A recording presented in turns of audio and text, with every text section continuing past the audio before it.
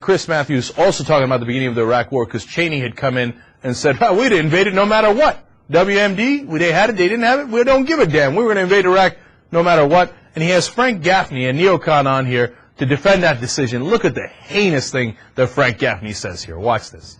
Let me ask you, Frank, does it bother you that the American people now overwhelmingly, by about a three-quarters vote, now believe that the war was wrong, it wasn't justified? Of course. And now it seems like their instincts seem to be correct, and their wisdom, based upon this information we have now, that the case made for war was really dishonest. That the real reason for it was not that we believed that we were fighting the war because of weapons of mass destruction in Iraq. We were against the war because we didn't like the other guy, and we wanted to get him out of power. That was the real reason. No, the real reason was we thought he constituted a mortal threat to the American people, and proactive action was necessary. And I think the American people should be delighted. You believe a mortal threat to the United States, an existential, a strategic threat to the United States. This guy over in Iraq is still a threat to the United States. Where do you get this from? We can't find the weapons. We can't find the rationale. Chris, well, it could be a mortal threat. What do you mean? Where do you get these words from? Mortal threat. You kill American people.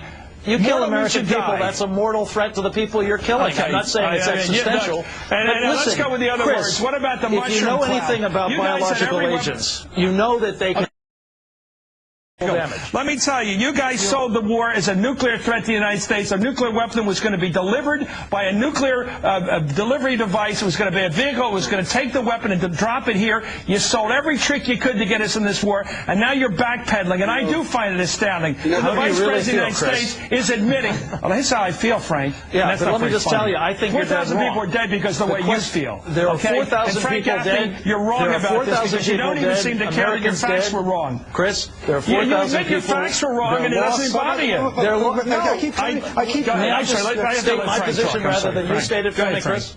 May I do that? No, you... My position is it is regrettable that any Americans died. It is regrettable that they had to die, but I believe they did have to die. They had to die so Frank Gaffney and his buddies could get that war. I love when Matthews said, hey, 4,000 people died because of your feelings.